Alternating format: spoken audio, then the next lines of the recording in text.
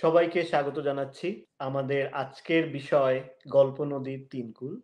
আমরা কথা বলব ফিকশন নিয়ে মূলত এবং আমাদের সাথে আছেন একজন ফিকশন রাইটার। তার ১ম উপন্যাস আসছে এই বইমেলায় 'প্রথমা' থেকে। অভিনন্দন উম্মে ফারহানা। আমরা আজকে কথা বলব মূলত গল্পের ৩ কূল বলছি। কারণ এখানে আমি গল্প বলতে আসলে অনেক কিছু বোঝাচ্ছি। গল্প বলতে যেমন আমরা প্রচলিত অর্থে যে উপন্যাস, গল্প আ বা হচ্ছে আমরা টেলিভিশনে বা সিনেমায় যে ফিকশন দেখি তার বাইরেও আসলে ফিকশনের কিছু জগৎ থাকে। আবার ফিকশনের মধ্যেও আমরা নানান ধরনের ভাগ দেখে থাকি। সেটা শুধু দৈর্ঘ্য বা সেটা শুধু শব্দের বিস্তার বা ধরন বা চরিত্র বা বিষয়বস্তুর উপর ডিপেন্ড করে তাও না। অনেক সময় এটি বাস্তব নাকি অবাস্তব সেটা একটি বড় প্রশ্ন হয়ে দাঁড়ায়। ফিকশন মানেই তো আসলে এটা আসলে ঘটেছে এরকম কোনো প্রমাণ দেওয়ার প্রয়োজন পড়ে না। তারপরেও আমরা ফিকশনের মধ্যেও ফ্যান্টাসিকে মনে হয় একটু অন্যভাবে দেখি। আমি গল্প নদীর ৩ কূল বলছি কারণ গল্পের ২ কূল ব্যাপারটা আসলে আ বাস্তব বা বাস্তবতাকে নির্দেশ করে যেমন, তেমনি ৩য় কূল আসলে একটা ফ্যান্টাসির কথাই বলে। আমি ধারণাটা পেয়েছি একটি কোভিডের সময় ল্যাটিন আমেরিকান লিটারেচার বা ল্যাটিন আমেরিকান শর্ট স্টোরিজ বলে একটা কালেকশন একটা গল্প ছিল। গল্পের নাম 'the third bank of the river'. সেখান থেকে ধারণাটা নিয়েছি।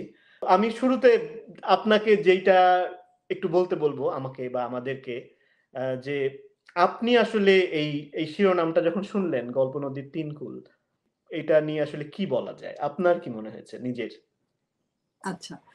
আ মুক্তাদিরকে অনেক ধন্যবাদ আমাকে এই ফিকশন নিয়ে কথা বলার জন্য। ফিকশন আমার বাস পছন্দের বিষয়। সাহিত্যের সবকিছুই পড়ি বা পড়াই কিন্তু আম আ আমার বেশি প্রিয় হচ্ছে ফিকশন অংশটা। তো ফিকশনে যে এই যে আ বাস্তবধর্মী উপন্যাস বা আ বাস্তব কিনা বা অনেক সময় এরকম হয় যে অনেক সময় ফিল্ম বা নাটক এরকমের কোনো কিছুতে অবিশ্বাস্য কিছু দেখলে আমরা যখন ছোট ছিলাম তখন দেখা যেত যে টিভিতে এরকম টিভি ফিকশনে কোনো অবিশ্বাস্য কিছু দেখলে মা খালারা বা আমরা আমাদের ফ্যামিলিতে বলতাম, "আরে এটা কি গাঁজাখুরি গল্প। মানে এটা হয় নাই। মানে এই গল্পটা বাস্তবতার বাইরে।" এরকম মনে করত যে আমরা পড়ছি ফিকশন। আমরা যেটা দেখছি সেটা কাল্পনিক। সকল চরিত্র ঘটনা কাল্পনিক। কিন্তু আমরা চাই যে সেটা মানে বিশ্বাসযোগ্য কিছু হোক। কাল্পনিক কিন্তু বিশ্বাসযোগ্য। এরকম জিনিস আমরা ফিকশনের জন্য স্ট্যান্ডার্ড ধরে রেখেছি। কিন্তু এটা সব ক্ষেত্রে সবার জন্য একই রকম না। যেরকম সালমান রুশদির একটা যে 'ল্যাঙ্গুয়েজেস অফ ট্রুথ' ওই বইটাতে ওটা একটা প্রবন্ধ কালেকশন। সেখানে একটা জায়গায় উনি বলছিলেন যে, ফিকশন মানেই তো আমি ধরে নিচ্ছি এটা বাস্তব না। তো তাহলে ওইটার ভিতরে কোনটা ম্যাজিক রিয়ালিজম, কোনটা ফ্যান্টাসি, কোনটা কি, কোনটা গথিক, কোনটা এরকম তো আলাদা করার কিছু নাই। কিন্তু অধিকাংশ পাঠক বা সমালোচক কিন্তু এভাবে মানেন না। তারা আ ফিকশনকে আলাদা বাস্তবধর্মী একটা কিছু দেখতে চান। এবং ফিকশনে যখন কখনো কোনো একটু অবিশ্বাসযোগ্য বা অবিশ্বাস্য কোনো এলিমেন্ট থাকে, তখন দেখা যায় যে আ তারা ওইটাকে একটু আলাদা করে ভাবেন যে এটা কি দরকার বা এটা কেন দেওয়া হলো? এটার একটা ভালো উদাহরণ দিতে পারি আমি, যেমন 'সি অফ পপিজ' নামে আম অমিতাভ ঘোষের একটা উপন্যাস আছে, 'ঢাউস' উপন্যাস। সেটা একটা ট্রিলজির অংশ। পরেরটা হচ্ছে 'রিভার অফ স্মোক', তারপরেরটা 'ফ্লাড অফ ফায়ার'। তো ওই অমিতাভ ঘোষের ওইটা খুবই ইতিহাস ভিত্তিক, ওই যে ওপিয়াম ওয়ার এর উপর একদম ঐতিহাসিক একটা উপন্যাস, মানে ইতিহাস ভিত্তিক উপন্যাস। যেটা অনেকগুলো বাস্তব চরিত্র, এমনকি নেপোলিয়নের ক্যারেক্টারও আছে। তো ওই আ উপন্যাসের প্রধান একটি চরিত্র, তার নাম দিতি। তো সেই দিতির একটা ভিশন, উনি একটা ভিশন দেখতে পারে। একটা পালতোলা জাহাজ, তারপরে এরকম বেশ কিছু ক্যারেক্টারকে সে দেখে। তার যেখানে ঠাকুরঘর সেখানে সে ওই খড়িমাটি দিয়ে বা কয়লা দিয়ে দেয়ালে সে হচ্ছে গিয়ে কয়েকটা ক্যারেক্টারের ছবিও আঁকে। পরবর্তীতে গিয়ে ওই যখন তারা আইবিস জাহাজে ওঠেন, তো ওখানে ওই ক্যারেক্টার গুলোর সঙ্গে তার দেখা হয়। ওই একটা গ্রামের গৃহবধূ সে, তার এত বড় জাহাজ দেখার কথা না। তার ওই জমিদার নীলরতন হালদারের সঙ্গে তার আগে কখনোই দেখা হয় নাই। কিন্তু এই ব্যক্তিগুলোকে যে সে চিনতে পারে বা এই ব্যক্তিগুলোর সঙ্গে আ তার এক ধরনের ভিশন হয়। পরবর্তীতে মানে এটা তার এক ধরনের ফোরসাইট এর মতন থাকে এবং পরবর্তীতে তারা যখন ওই আইবিস জাহাজে করে মরিশাস চলে যায়, সব লেবারার্স রা যখন ওখানে কাজ করতে যায় বা আ সবগুলো একেক জায়গা থেকে, ইন্ডিয়ার বিভিন্ন অংশ থেকে যে ক্যারেক্টার গুলো যায়, সবার সঙ্গে একভাবে থ্রেড হিসেবে আম আ দিতি প্রধান ভূমিকা পালন করে। তো সেই ব্যক্তির, সেই মহিলাটার তার চোখ ছিল কটা, তাকে ওই যে গ্রামের বাচ্চারা চুড়েল বলতো।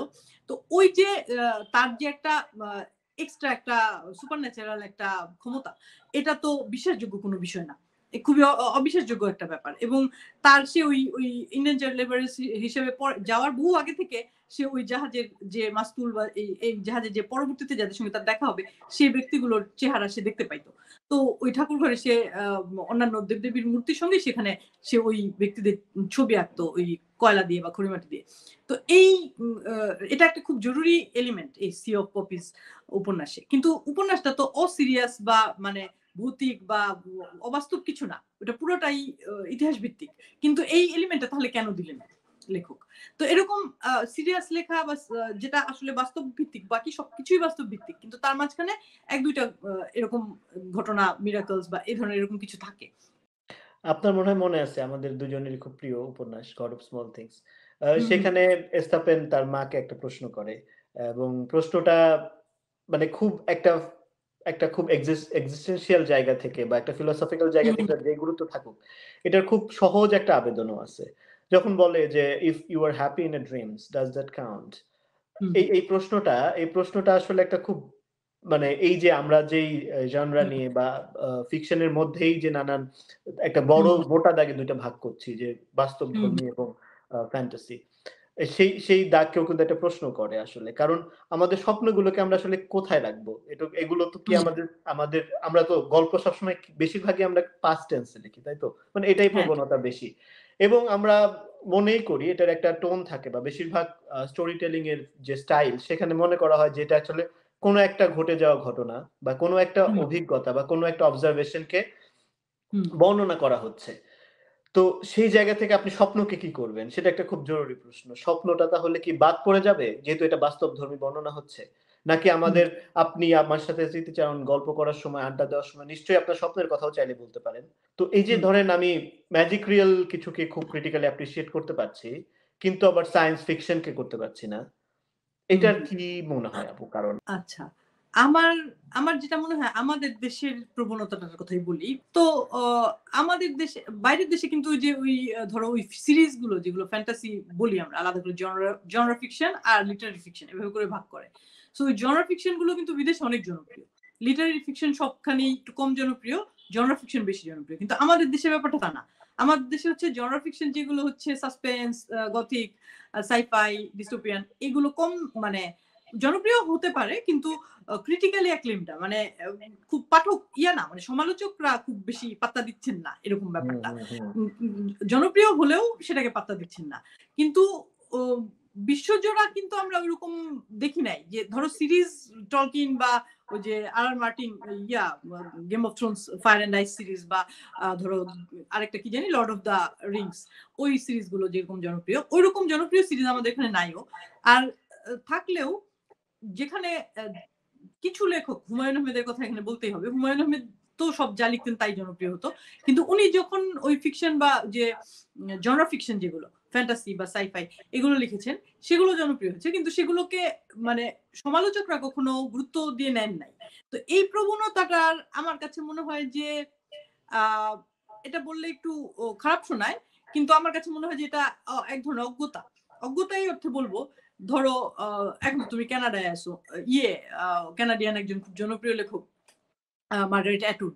উনার অনেক আ সাই-ফাই, অনেক ডিস্টোপিয়ান ফিকশন কিন্তু বাস্তব ভিত্তিক না। কিন্তু উনি তো অনেক জনপ্রিয় এবং উনি ক্রিটিক্যালি অ্যাক্লেইমড মানে ওই বুকার প্রাইজ বা এগুলো উনি পেয়েছেন। তো ওই আ হ্যান্ডমেইডস টেল এর যে পরেরটা বের হলো টেস্টামেন্টস, তারপরে উনার আরো আছে যে একটা ট্রিলজি আছে ম্যাড অ্যাডাম, তারপরে ইয়ার অফ দ্য ফ্লাড ওইটা ৩ টা বই মিলে একটা। ওগুলোও সায়েন্স ফিকশন। ওগুলো তো মানে বাইরের দেশে তো এরকম না যে মার্গারেট অ্যাটউড সায়েন্স ফিকশন লেখেন দেখে উনাকে আলাদা করে জনরা ফিকশন এর লেখক বা আলাদা করে পপুলার ধারার লেখক বলে ধরছে। এরকম তো না। কিন্তু আমাদের দেশের ব্যাপারটা উল্টা। আমাদের দেশে কেন জানি খুব বাস্তব ভিত্তিক এবং উম খুব বেশি এই যে আ খুব মানে এখন ইতিহাস ভিত্তিক লেখার একটা আ প্রবণতা শুরু হয়েছে। এই ইতিহাস ভিত্তিক এবং বাস্তব চরিত্র-টরিত্র আছেন বা সত্যিকার অর্থেই কোনো আ আ কি বলে কনফ্লিক্ট বা কোন ধরনের সংকটকে নিয়ে উপন্যাস হচ্ছে। আমার একজনের সঙ্গে একটা ইয়াং ছেলের সঙ্গে কথা হচ্ছিল। সে বলছিল যে পভার্টি পর্ন। তো ওই যে অনেক দারিদ্র, অনেক মানে খুব সিরিয়াস সিরিয়াস জিনিস নিয়ে লেখা হলেই সেটাকে পাত্তা দেওয়া হচ্ছে। কিন্তু এই জনরাল ফিকশনকে আলাদা করে দেখা হচ্ছে। আমার কাছে মনে হয় যে এই প্রবণতাটা মানে এটা ঠিক না। এটা ঠিক না এইজন্য যে ফিকশন হিসাবে ওই সালমান রুশদির আলাপটা যদি আমরা নাও আমলে আনি, যে ফিকশন মানে ফিকশনই, ওটা যদি আলাদা আমলে নাও আনি, আমরা যদি এভাবেও ভাবি যে জনরাল ফিকশন আর লিটারেরি ফিকশন আলাদা, তাহলেও জনরাল ফিকশন লেখাটা সহজ বা খুব মানে সস্তা জিনিস বা শিশুতোষ জিনিস এভাবে ভাবাটারও মানে ভাবাটাও ভুল, আমার কাছে মনে হয় ভুল। এভাবে ভাবার কারণ নাই। এই আমাদের দেশের প্রবণতাটা হইছে হয়তোবা এক ধরনের নাকুচুমনা থেকে হতে পারে। এটা একটা হতে পারে, বা ট্র্যাডিশনটা তৈরি হয়নি, এটাও হতে পারে। যে হুমায়ূন আহমেদ নিজে লিখলেও অন্য কোনো লেখক ওই ধারায় সেরকম ভাবে লিখেন নাই, বা লিখলেও সেগুলোকে হয়তোবা ওই ক্রিটিক্যালি যারা অ্যাক্লেম হয় নাই বলে, বা যারা আসলে সত্যিকার অর্থে বোদ্ধা সমালোচক, তারা এই ধারাটাকে পছন্দ করেন না বলে ওইটা একটা মানে অচ্ছুত বা আলাদা একটা মানে ধারা হিসেবে রয়ে গেছে। এটা মনে হয় যে এই প্রবণতাটা হয়তো আমাদের দেশের বড়দের বা আমার হুমায়ূন সিনিয়রদের আহমেদের কথা বললেন। হুমায়ূন আহমেদের তো এই যে আমরা ২-১ টা গল্প নিয়ে আমরা কথাও বলেছি অনেকবার। যেমন উনি বাচ্চাদের জন্য যে মানে কানি ডাইনি বা বোকা দৈত্য বা এই যে আইডিয়া গুলো এবং বিশেষ করে উনার সায়েন্স ফিকশনেও আমি একটার নাম না বললি না, 'তোমাদের জন্য ভালোবাসা' বলে একটা বই ছিল। এটা সম্ভবত উনার ১ম সায়েন্স ফিকশন। এবং অসাধারণ, এবং উনার আরো কিছু 'শূন্য' বলে একটা বই ছিল। তো আমার কাছে আমাদের মনে হয় যে আপনি মানে এই কথাটা ঠিক আপনি যেটা বললেন যে এই আমরা আসলে হুমায়ূন আহমেদকেও যখন অ্যাপ্রিশিয়েট করি বা ক্রিটিক্যালি যারা অ্যাপ্রিশিয়েট করি তারাও আমরা ধরেন 'নন্দিত নরকে' বা 'শঙ্খনীল কারাগার' বা 'কোথাও কেউ নেই' পর্যন্ত আমরা এগুলোকে যেভাবে বা 'মধ্যাহ্ন' বা পরবর্তীতে ঐতিহাসিক উপন্যাস যে হুমায়ূনকে নিয়ে 'দেয়াল' বা হচ্ছে 'বাদশা নামদার'। আমরা এগুলোকে কিন্তু ওই একটা হায়ারার্কির মধ্যে ফেলি এবং ওগুলোকে একটু সুপেরিয়র জায়গায় রাখার একটা প্রবণতা আমাদের আছে। আবার আরেকটা জায়গায় আমার মনে হয় যে আমাদের ধরেন যেটা বললাম যে গল্প আসলে এমনভাবে আমরা লিখি বেশিরভাগ ক্ষেত্রে আমরা যেভাবে টেন্স ব্যবহার করি সেটা আসলে বুঝায় যে ঘটনাটা আসলে ঘটে গেছে আগে। সেটা কতদিন আগে সেটা অন্য প্রশ্ন। বাট ঘটনাটা ঘটে গেছে এটা বর্ণনা করা হচ্ছে। আ তো অতীত তো একটা খুব গল্প বলার ক্ষেত্রে অতীত সারা পৃথিবীতেই সবসময়ই অতীত তো সবচেয়ে বড় উৎস।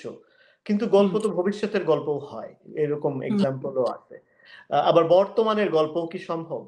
তো এই যে গল্পর আসলে ৩ কাল, এইখানে আসলে ৩ টা কাল অতীত নিয়ে আসলে আমাদের কারো কোনোই সন্দেহ নাই। অতীত নিয়ে আসলে প্রচুর গল্প সম্ভব।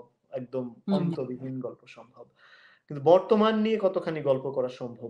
এখানে যেটা আমি বললাম যে আমাদের দেশে এখন রাজনৈতিক এবং ইতিহাস ভিত্তিক উপন্যাস লেখার একটা প্রবণতা দেখা যাচ্ছে। তো ইতিহাস ভিত্তিক উপন্যাস লেখা কঠিন কাজ। কিন্তু আরো কঠিন হয়তোবা বর্তমানকে নিয়ে লেখা। বর্তমানকে আসলে এক্ষুনি যেভাবে দেখছি ইনস্ট্যান্ট একটা জায়গা থেকে লিখতে হয়। এটা বর্তমান সময়টা কখন কিরকম ভাবে যাচ্ছে, প্রযুক্তি প্রচন্ডভাবে আমাদের জীবনকে পরিবর্তন করে ফেলেছে। এরকম আরো অনেকগুলো বিষয় আছে যেগুলো আ কনফিউজিং। কারণ আমরা এখনো কোপ করছি। এই যে এখন বসে এত দূর থেকে তোমার সাথে কথা বলছি, এটা তো কয়েক বছর আগেও সম্ভব ছিল না। তো এখন এরকম নানান কিছু আমাদের জীবনকে এত বেশি পাল্টে দিয়েছে যে আসলে এখন বর্তমানটা আ খুব দ্রুত গতিতে ভবিষ্যতের দিকে আগাচ্ছে। এই কারণে এই ১-২ বছর আগেই উম যেমন ছিল লাইফ, এখন এরকম না। তো এই গত ১০-১২ বছরের গল্প লিখতে গেলেও যে পরিমাণের আ আ এফোর্ট দরকার সেটা আ বেশ আমার কাছে মনে হয় যে মুশকিলের। তো এটা একটা গেল বর্তমান। আর ভবিষ্যতের যেটা বললাম যে যেহেতু আমাদের যে হুমায়ূন আহমেদকে নিয়ে যেটা বলছিলাম যে উনাকে অনেকেই অনেক সময় একাডেমিয়াতে বা আ এমনকি বোদ্ধা লেখকরা উনাকে বোদ্ধা সমালোচকরা অনেক সময় উনাকে পপুলার ধারার বলে খারিজ করার চেষ্টা করেন। এটারও কারণ হচ্ছে যে অনেক সাই-ফাই, ডিস্টোপিয়ান এই ধরনের লেখা উনার অনেক ছিল। আর যেগুলো বাস্তব ভিত্তিক উপন্যাস বা লিটারেরি ফিকশন, মানে আমরা যদি এভাবে ধরি জনরা ফিকশন আর literary fiction. So literary fiction এর ক্ষেত্রে উনিও ওইরকম খুব বেশি সিরিয়াস বিষয় নিয়ে লিখেন নাই দেখে হয়তোবা মানে according to serious in a sense যে তাদের মানদণ্ড অনুযায়ী সাহিত্যের মানদণ্ড অনুযায়ী সিরিয়াস না দেখে তার কাছে মনে হয় না। কিন্তু ভবিষ্যৎ নিয়ে বা ভবিষ্যৎ পৃথিবীকে কল্পনা করে অনেক গল্প কিন্তু উনি লিখেছেন। এই যে ইরিনা একটার নাম আমি বলতে পারি যে ভবিষ্যতে একটা গ্রুপের মানুষ অমর হয়ে যায়। তাদের কোনো রিপ্রোডাক্টিভ ইয়া থাকে না। তো তখন সাধারণ মানুষদের মধ্যে থেকে মানে উনারা করেন, সাধারণ মানুষদের জীবন কন্ট্রোল করেন অমর মানুষ। এরকম একটা ভবিষ্যতের গল্প উনি দেখছিলেন। একটা ডিস্টোপিয়ান সাই-ফাই। এরকম আরো বেশ কিছু ডিস্টোপিয়ান সাই-ফাই উনি লিখেছেন। তো এই ডিস্টোপিয়ান সাই-ফাই বা ডিস্টোপিয়ান যেকোনো গল্প, শুধু সাই-ফাই হতে হবে তা না। ডিস্টোপিয়ান যেকোনো গল্প আম ভাবার জন্য বা ওইটা প্লট কল্পনা করার জন্য এক ধরনের থাকা লাগে। ওই কি বলে মানে অবজারভেশন থাকা লাগে। মানে ওইটার সঙ্গে কিন্তু তখন একই সঙ্গে পৃথিবীর অতীতকেও হিসাব করা লাগে। যে অতীতে কখনো কি হইছে? মানব সভ্যতার আগে কি কখনো হইছে? তো ভবিষ্যৎকে যখন কেউ কল্পনা করে তখন কিন্তু মানুষ মানে তখন কিন্তু সেই লেখক আসলে অতীত এবং বর্তমান সময় কোন দিকে যাচ্ছে সবকিছু হিসাব করে নিয়েই করে। আমরা ডিস্টোপিয়ান সাই-ফাই দেখি এবং আপনার আমার দুজনেরই খুব প্রিয় ব্ল্যাক মিরর। এবং ব্ল্যাক মিরর এপিসোড গুলো কিন্তু আসলে আমাদেরকে প্রচন্ডভাবে টাচ হ্যাঁ, করে গেছে। এটা তো অনেক দূর বা ভবিষ্যতের গল্প। কিন্তু হ্যাঁ। আমাদের কিন্তু আমার মনে হয় ডিস্টোপিয়ান সাই-ফাই গুলো এমন অনুভূতিও দেয়, যেটা হুম, আসলে ভবিষ্যৎ বলে মনে হয় না। তো হ্যাঁ, গল্প বলার ওই জাদুটা বা ওই ম্যাজিক্যাল ব্যাপারটা নিশ্চয়ই থাকে। সেটা টিভির জন্য হোক হ্যাঁ। বা সিনেমার জন্য হোক বা হুম, হচ্ছে আমাদের বইয়ের পাতায় পড়ি। আমার আরেকটা জিনিস নিয়ে আপনার সাথে কথা বলার খুব ইচ্ছা। প্রিয় আত্মজীবনী হচ্ছে তসলিমা নাসরিনের 'আমার মেয়েবেলা'। এই বইটা নিয়ে একটু কথা বলতে চাই। সেটা হচ্ছে ময়মনসিংহ শহর। আমার কাছে খুবই গল্পের একটা শহর। এবং আমি ঢাকায় থাকতে কবিতা বেশি লিখতাম। ময়মনসিংহে গিয়ে আমি সবচেয়ে বেশি লিখেছি ফিকশন। আমার মনে হয় যে ময়মনসিংহ শহর আসলে একটা বড় ভূমিকা পালন করেছে। ময়মনসিংহ হুম। শহরের ইমেজ, ময়মনসিংহ শহরের বিভিন্ন ঘটনা বা স্মৃতির রিকালেকশন আপনার লেখায় ছিল। ময়মনসিংহ শহরের কিছু ইউনিকনেস আছে। আ যেমন আমরা যখন ছোট ছিলাম তখন এরকম ১০টা ১১টা পর্যন্ত মার্কেট এবং সেখানে আম মহিলারাও শপিং করতেছে এবং স্কুল কলেজে আমরা একা একাই যাতায়াত করতাম। ওই নদীর পাড়ে দল বেঁধে বেড়াতে যাওয়া, সেটাও আমরা একা একাই আমাদের সাথে কোনো ছেলেরা নাই। শুধু মেয়ে বন্ধুরা মুনিসা কলেজের। আমরা যেতাম। তো কনসার্ট বা এইসব জায়গাতে যাওয়া। আমরা মোটামুটি ফ্রিলি মুভ করতাম। আর এটা অনেক জায়গার অনেক বড় শহরের মেয়েরাও কল্পনা করতে পারে না। একটা মেয়ে আসলে একা, একা সিনেমা দেখে একা একাই ওই সিনেমা হল থেকে ফিরে। এরকম আমার আত্মীয়স্বজন আমার কাজিন-টাজিনদের মধ্যে আছে। আচ্ছা সিনেমা আসছি কাউকে পাচ্ছি না। একাই গিয়ে দেখে আসলাম। অন্য অনেক জায়গায় শহরের মেয়েরা এটা ভাবতে পারে না যে একটা মেয়ে একা, একা সিনেমা হলে গিয়ে সিনেমা দেখে। তখন তার মধ্যে আরো অনেক কিছু চিন্তাভাবনা আসে। অনেক গল্প ভাবার, গল্প করার প্রবণতা তৈরি হয়। ওই গিটার বাজানোর, গান করার প্রবণতা তৈরি হয়। এই কারণে এখানে ছেলেমেয়েদের এখানে মানুষের মধ্যে এক ধরনের এই ভাইবটা আছে যে, আচ্ছা চলো আমরা তাহলে একটা সংগঠন করি। চলো তাহলে একটা নাটক করি। এরকম ধরনের এই জিনিসগুলো আমাদের ছিল, সবসময় ছিল। তো এইসব জায়গা থেকে ময়মনসিংহ একটু অন্যান্য শহর থেকে মনে হয় একটু আলাদা। এই লেস অ্যাম্বিশন এটা একটা কারণ। এই এলাকা ছেড়ে যাইতে চায় না। সে যদি ঢাকায় কিছুদিনের জন্য যায় মনে হয় ময়মনসিংহে আসতে পারলে আরে ভাব ছেড়ে বাঁচলাম। এরকম একটা টেনডেন্সি ময়মনসিংহের মানুষদের মধ্যে। হ্যাঁ। আমরা একটু অন্য প্রসঙ্গে যাই। আমি জানি আপনারও খুব পছন্দের একটা টেক্সটই বলছি ওভারঅল একটা খুব ক্রিটিক্যাল জায়গা থেকে হ্যাঁ। মহাভারত। তো মহাভারতকে আপনি আসলে আমাদের সমস্ত গল্পের আমরা যে গল্পগুলো এখন বলি, আমি আপনি যে আলাপ করি, আমি আপনি যে গল্প লিখি বা আমাদের আশেপাশের মানুষ লিখে, সেই গল্প থেকে কি অনেক দূরের মনে হয় আপনাকে আপনার মহাভারত? মহাভারত হচ্ছে যে মানে জীবনে একটা বই পড়লেও মহাভারত পড়া উচিত। মহাভারত আমার কাছে যেটা মনে হয় যে মহাভারত মূলত যে মানবিক সংকটের গল্প বলে, সেই মানবিক সংকটটা হচ্ছে ইউনিভার্সাল।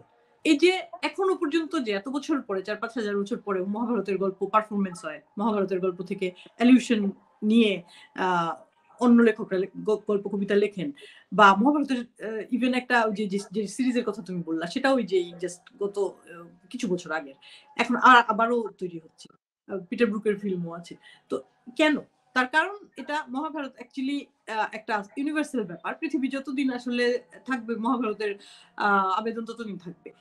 আম ভূমি দখলের প্রবণতা, মানুষের আম সিংহাসন দখলের প্রবণতা, এই সবগুলো এবং একই সঙ্গে মানুষের মোরালিটির সঙ্গে তার আ হচ্ছে গিয়ে কনফ্লিক্ট, তার কর্তব্যের সঙ্গে তার ইমোশনের যে কনফ্লিক্ট, এই সবই আসলে ইউনিভার্সাল। এরকম মহাভারতে বেশ কিছু বড়, বড় মানে বেশ কিছু সাবপ্লটের অনেক মা আ সিমিংলি মাইনর ক্যারেক্টার কিছু কথা বলে যেগুলো আমার কাছে মনে হয় ইউনিভার্সাল। যেমন যজাতি নামে যে ক্যারেক্টারটা ছিল সে বলতেছিল যে মানুষের ভোগ লালসা হচ্ছে সীমাহীন। যে তার সন্তানদের সঙ্গে যৌবন বিনিময় করতে চেয়েছিল। সে বলছিল যে ভোগ লালসা সীমাহীন। পৃথিবীতে কোন মানুষ কখনো সে যত স্বর্ণ, যত নারী সঙ্গ, যত ওয়েলথ পাক সে আসলে স্যাটিসফাইড হয় না। আনস্যাটেবল। তো এটা বলছিল। এটা আমার কাছে মনে হয় ইউনিভার্সাল একটা ইয়ে। আরেকটা ছিল যে রাজা ধ্রুপদের সঙ্গে আ দ্রোণাচার্যের একটা কনফ্লিক্ট হয়েছিল মনে হয়। তখন ধ্রুপদ সম্ভবত বলছে দ্রৌপদীর বাবা। সে বলছিল যে বন্ধুত্ব হয় সমানে, সমানে। বড়লোকের সঙ্গে বড়লোকের বন্ধুত্ব হয়। বড়লোকের সঙ্গে গরিবের বন্ধুত্ব হয় না। তো এটাও আমার কাছে মনে হয় একটা ইউনিভার্সাল বিষয়। মানে এই যে ক্লাস কনফ্লিক্ট, হ্যাঁ? মানে মানুষের যে উঁচু ক্লাস এবং নিচু ক্লাসে দিয়ে এটা না মানে যায় নাই। আধুনিক সময়েও রয়ে গেছে। তারপরে আ ইয়েকে জিজ্ঞেস বকরাক্ষস যুধিষ্ঠিরকে জিজ্ঞেস করছিল যে আম পৃথিবী কিসের বশ? যুধিষ্ঠির বলছে পৃথিবী টাকার বশ। তখন কিন্তু ক্যাপিটালিজম নামের শব্দটা আসেই নাই পৃথিবীতে। কিন্তু পৃথিবী যে টাকার বশ এটা যুধিষ্ঠির তখন আ উম উত্তর মানে বকরাক্ষসের প্রশ্নের সঠিক উত্তর দিলেই তো ওরা পার হতে পারছিল। তো যুধিষ্ঠিরের যে এই জ্ঞানী উত্তরটা যে পৃথিবী আসলে টাকার বশ এটা মহাভারত ৫,০০০ বছর আগে বলে গেছে। তো এইজন্য আমার কাছে মনে হয় মহাভারতের অ্যাপিল এবং মহাভারতের যে উইজডম আর নলেজ মহাভারত আমাদেরকে দেয় সেটা আসলে মানে সবসময় সামগ্রিক। এটা কোনো অতীতের বিষয় না। এটা সবসময়ের জন্য প্রযোজ্য। আমার কাছে এটা মনে হয়। হুম। আমার ধারণা আপনিও শুরু করেছেন গেম অফ থ্রোনস হুম, দেখা। আমি যতখানি 3rd দেখে সিজন থাকেন, নিশ্চয়ই আপনি একজন ফিকশন রাইটার। আপনার দেখার হুম। চোখটা একদম আলাদা। তো আপনি এই যুগে এসে মহাকাব্যের মতো এই গল্পকে কিভাবে মূল্যায়ন করবেন? আমার কাছে ফিকশন রাইটার হিসেবে বা ফিকশনের পাঠক হিসেবে যদি বলি, পাঠক হিসেবে আমার কাছে একটা আ আমার এতদিনের পাঠে আমার একটা অবজারভেশন বা ইয়ে মত মত বলা যেতে পারে। যে আমার কাছে যেটা মনে হয় যে মহান সাহিত্য যেটা করে সেটা হচ্ছে যে মহান সাহিত্য কখনো সাহিত্য বা সৃষ্টি আরকি সেটা কখনো আসলে কাউকে ডেমোনাইজ করে না। ধরো টনি মরিসনের উপন্যাসই যদি বলি বা এমনকি গড অফ স্মল থিংস এর কথাও যদি আবার আসি, ধরো বেবিকো চাম্মার ক্যারেক্টারটা, হ্যাঁ, ভিলেন মনে হয় যে সিমিংলি ভিলেন। কিন্তু তার যে ওই যে আ উম ফাদার মুলিগান বা এরকম একটা ক্যারেক্টারের জন্য তার ভালোবাসার প্রকাশ দেখানো বা সে কিভাবে কি ওখানে কিন্তু ও বেবিকো চাম্মার জন্যও মায়া হয়। তো এরকম ভাবে যেকোনো মহান সাহিত্য বা মহান সৃষ্টিতে আমরা দেখি সব ক্যারেক্টারকে কিন্তু আমরা কোন না কোনভাবে জাস্টিফাই করতে পারি। তার জায়গা থেকে দেখি যখন তখন আবার অন্যরকম লাগে গল্পটা। হ্যাঁ? ওই দুর্যোধন, দুঃশাসনকেও যেরকম মনে হয় ঠিক আছে, আবার এদেরকেও পান্ডবদেরকেও মনে হয় যে না ওরাও যা মানে সবার জায়গাটাই আমরা আসলে দেখতে পারি। মানে কাউকে আসলে খারিজ করে যে সে খারাপ বা সে এভাবে ভাবি না। তো ওই এ মানবিক গল্পের বৈশিষ্ট্যই এটা। আমার কাছে এটা মনে হয়। তো এই গেম অফ থ্রোনস এর ক্ষেত্রে এরকম ব্যাপারটা শুরুতে দেখতে গেলে যে শুরুতেই মনে হবে হয়তো জেমি ল্যানিস্টারকে মনে হবে একটা ভিলেন টাইপের ক্যারেক্টার। কিন্তু পরবর্তীতে তার হাত কেটে ফেলা বা এই সেই এরকম আস্তে, আস্তে দেখা যায় তার কথা সে যখন তার কথা বলতে যায় তাকে কিংসলেয়ার বলে সবাই এই সেই। ওই জায়গাটা কেন বলতেছে বা কেন সে আসলে ইয়ে করতেছিল? একজনকে মনে হয় জেমিকে জিজ্ঞেস করে যে, "আমি এতজন চিকিৎসক।" সে বলে যে, "আমি এত মানুষের জীবন বাঁচিয়েছি।" কত মানুষের জীবন বাঁচিয়েছি? সে কয়েক হাজার বলে যে, "এত মিলিয়ন মানুষের জীবন বাঁচিয়েছি।" কিভাবে? সে আসলে ওই ম্যাড কিংকে মেরে ফেলে সে মনে করে যে সে আসলে ভালো কাজ করছে। সো তার জায়গা থেকে তার জাস্টিফিকেশন আছে। তার অ্যাকশন গুলোর জাস্টিফিকেশন আছে। এরকম ভাবে কাউকেই কিন্তু খারিজ করে দেওয়া যায় না যে সে ভুল করতেছে, অন্যায় করতেছে। সে তার জায়গা থেকে করতেছে। তো এরকম ভাবে সব ক্যারেক্টারকে যে মানবিক একটা জায়গা থেকে দেখা, এমপ্যাথি দেওয়া এবং তাকে তার সেই উম স্কোপটা দেওয়া যে সে আসলে তার জাস্টিফিকেশনটা তার ক্যারেক্টার ইটসেলফ দেয়। এটা একটা বড় ফ্যাক্টর আমার কাছে মনে হয়। এই যে জনপ্রিয়তা ক্রস অডিয়েন্স যে একদম অনেক বুদ্ধারাও এটা দেখতেছে আবার যারা তেমন কিছুই দেখে না তারাও দেখতেছে। কেন? কারণ সে রিলেট করতে পারে। আমরা আইডেন্টিফাই করতে পারি ক্যারেক্টার গুলোর সাথে। তাদের বিভিন্ন সংকটে আমরা আইডেন্টিফাই করতে পারি। ওই যে যেই আ যার কথা বললাম সার্সি ল্যানিস্টার যে হচ্ছে গিয়ে সবচেয়ে মনে হয় যে ফার্স্ট এ মনে হয় যে সে খুব একটা মানে রুথলেস এবং খুবই ক্রুয়েল টাইপের একটা ক্যারেক্টার। কিন্তু সে কেন কি করতেছে সে জানে। এবং তার ওই সন্তানদেরকে রক্ষা করার প্রবণতা বা চেষ্টা সেটার সঙ্গে কিন্তু as a very simple very normal a woman আমি আসলে ভাবতে পারি। তার বিভিন্ন সিচুয়েশন এ আমি ভাবতে পারি। আমি তার জায়গায় থাকলে আসলে কি করতাম? বা আমি আমার সন্তানদের ক্ষেত্রে কি করব? এরকম ভাবে সব মানবিক সংকটগুলো খুব ইউনিভার্সাল হয়ে যায়। আমার কাছে মনে হয় যে জনপ্রিয়তার এটা একটা কারণ। যে প্রত্যেকটা ক্যারেক্টারকে কিন্তু কোন না কোনভাবে আইডেন্টিফাই করা যায় তাদের ক্যারেক্টারের জায়গা থেকে। ঠিক আছে, ওখানে এপিক এলিমেন্ট হিসেবে অনেক আ আনরিয়ালিস্টিক ম্যাজিক, মিস্টারি জিনিসপত্র দেয়া হইছে। ওইটাকে মধ্যযুগের এবং ওই ফিট ইন করার জন্য যে ওই জনরা হিসেবে ওটাকে এস্টাবলিশ করার জন্য। কিন্তু ওইগুলো যদি বাদও দেই, একপাশে সরিয়ে রাখি। শুধুমাত্র মানবিক সংকটগুলোর কথা যদি আমরা ধরি, তাহলে সেটা সব যুগের জন্য সমানভাবে প্রযোজ্য। আমরা মোটামুটি শেষের দিকে চলে আসছি আপু। আপনার ১ম উপন্যাস আসছে। হুম, হুম, তো আমরা আসলে একদম। আপনার জার্নিটা সম্পর্কেও একটু শুনতে চাই। আ উপন্যাসটা কিভাবে লিখলেন, কখন লিখলেন? এই গল্পের যে ব্যাপারটা, গল্পটা হচ্ছে ফ্র্যাকশন। গল্পটা একটা যত বড় গুঁড়ো কথাই থাকুক না কেন, ওইটা একটা ফ্র্যাকশন। ওইটার ক্যানভাস আসলে অত বড় না। আর ওই যে যেটা আমরা মাত্র এপিক নিয়ে গল্প করলাম, কথা বললাম না? এপিক তো মহাকাব্য তো বর্তমান কালে লিখে না। বর্তমান কালে মানুষ লিখে হচ্ছে উপন্যাস। মহাকাব্যের সাবস্টিটিউট যদি ধরি, উপন্যাসে অনেক সাবপ্লট থাকতে হয়, উপন্যাসে অনেক লার্জার দ্যান লাইফ একটা ভিউ থাকতে হয়। এরকম অনেক কিছু। তো সেই হিসেবে আমি এটা যখন লিখলাম, ওই যে ২২ এর ইয়েতে ওই রোজার বন্ধের সময় লিখলাম। ফাইনালি গিয়ে ২৩ সালের ঈদ সংখ্যাতে লেখাটা ছাপা হলো। তো তখনও আমি ওইটাকে উপন্যাস ঠিক বলতে চাচ্ছিলাম না। কারণ আকার আকৃতির দিক থেকে ওইটা একটু ছোটই ছিল। তো নভেলা বলা যায় বড়জোর, এরকম মনে হলো। তো পরবর্তীতে বই আকারে প্রকাশ করার জন্য এটাকে আকারে বাড়তে হয়েছে, বর্ধিত করতে হলো।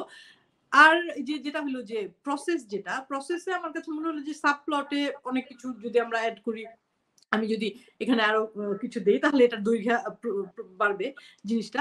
কিন্তু ইনসাইট এর কথা যদি বলি, যেটা আমরা বলি যে শুধুমাত্র সাইজ বা শেপের কথা হিসাব না করে কনটেন্ট এর হিসাবে যদি বলি, উপন্যাসে তো ওই ইনসাইটটাও থাকতে হয়, অন্তর্দৃষ্টিটা বা জীবন দৃষ্টিটা থাকতে হয়।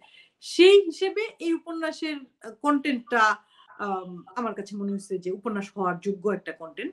যে এটা একটা বেসিক একটা কনফ্লিক্ট কে ধরার চেষ্টা করেছে। বেসিক কনফ্লিক্ট এটা যে একজন মানুষ যে আসলে আ আ সচল এবং সমর্থ মানুষ ছিল এবং খুবই অ্যাক্টিভ মানুষ ছিল। সেই মানুষের যখন পা খোড়া হয়ে যায়, তখন সে জীবনটাকে কিভাবে কোপ করে জীবনের সঙ্গে। তো সে কি এই অক্ষম অথর্ব জীবন, পঙ্গু জীবন রাখবে নাকি রাখবে না? এইটাই মূল কনফ্লিক্ট। তো এটা কিন্তু আমার কাছে মনে হয় যে আ এটা একটা মানে বেসিক কনফ্লিক্ট, যে মানুষ আসলে যখন কোনো কিছু হারায়, সেটা তার দৃষ্টিশক্তি হোক বা তার চলার ক্ষমতা হোক বা তার ফ্যামিলি, তার কোনো প্রিয়জন, যেকোনো কিছু যখন হারায় তখন সে কিন্তু জীবনের মিনিং হারায় ফেলে। এই উপন্যাসের মূল চরিত্রের ক্ষেত্রে ব্যাপারটা হচ্ছে যে সে আসলে চলৎশক্তি হারিয়ে সে জীবনের প্রতি আগ্রহ হারিয়ে ফেলছে। কারণ সে তো আসলে এরকম মানুষ না। আটকে থাকা জীবন একটা ঘরে ৪ দেয়ালে বন্দী হয়ে সে কিভাবে থাকবে? কারণ সে এভাবে কখনো বাঁচে নাই। তার এই নতুন বাঁচা সে শিখবে নাকি আসলে এই জীবন সে চায় না। এটা সে অস্বীকার করবে। এটাই মূল কনফ্লিক্ট। চ্যালেঞ্জ আমার কাছে যেটা মনে হইছে সেটা হচ্ছে যে সাবপ্লট। যে কতখানি আ গেলে সাবপ্লট গুলোকে আসলে অ্যাকোমোডেট করা যাবে বা ইনকর্পোরেট করা যাবে। তো ওই হিসাবে এখানে তেমন কোন সাবপ্লট নাই। মূল একটা লাইনেই গল্পটা বলা হয়। মোটামুটি ৪০,০০০ এর মতন ওয়ার্ডস, ১২৮ পৃষ্ঠা হবে বইটা ফাইনালি। আর এই যে ওই জীবনকে উপভোগ করা বা অ্যাকসেপ্ট করা অ্যাজ ইট ইজ, এইটা মূল ব্যাপার ছিল দেখে মূলত ওইটার নাম ছিল গ্রাসিয়াস আ লা ভিদা। যখন ১ম ঈদ সংখ্যায় চাপা হয়। গ্রাসিয়াস আ লা ভিদা হচ্ছে একটা স্প্যানিশ গানের লাইন। এটার অর্থ হচ্ছে জীবনকে ধন্যবাদ। তো ওই জীবনকে ধন্যবাদ আসলে কে বলে? মানে যে চলশক্তি হারিয়ে ফেলছে, যার জীবন খুব কঠিন, সে কি জীবনকে ধন্যবাদ বলে বা বলতে পারে? বা এটা কি পারা সম্ভব মানুষের জন্য? এটা হচ্ছে গিয়ে মূল আ ডিসকাশন ছিল বা থিম যদি বলি উপন্যাসের, তাহলে এটাই থিম। যে আসলে জীবনকে আমরা কখন ধন্যবাদ দেই বা দিতে পারি বা দিতে পারা কি উচিত? এই আরকি। আচ্ছা, আমরা মোটামুটি শেষের দিকে। আর একটা ছোট্ট কৌতূহল। সেটা হচ্ছে যে আমি জানি আপনি অনেক ব্যস্ত। এখন সময় পাচ্ছেন না। কিন্তু যদি সময় পান হুম, এবং আপনাকে যথেষ্ট এমন সময় দেওয়া হয় বা আপনি সময় পান যে আপনি আরেকটা বড় ফিকশন লিখতে পারবেন, সেটা আপনি হুম। কি নিয়ে লিখতে চান? আচ্ছা, আমি ওই যেটা যে যার ভূমিতে যেটা অনেক আগে শুরু করেছি, অনেক আগে, সেটা বছর ৪-৫ বছর আগে। আমি ওই যে যার ভূমিতেটাই শেষ করতে চাই। খুবই আম ইউনিভার্সাল, কিন্তু আবার খুবই সিম্পল। এরকম জিনিস নিয়ে মানে যেটা একই সঙ্গে ইউনিভার্সাল, আবার একই সঙ্গে খুব স্পেসিফিক কিছু অভিজ্ঞতার উপর আসে। এই ধরনের কিছুই আমি লিখতে চাই। ওই যে যার ভূমিতের মূল আইডিয়াটা ওইটাই। অনেক হ্যাঁ, ধন্যবাদ। ভালো থাকবেন। হ্যাঁ। হ্যাঁ, তোমাকে অনেক ধন্যবাদ। আমি অনেক কিছু বললাম। যারা পডকাস্ট শুনবে তাদেরকেও ধন্যবাদ জানাই।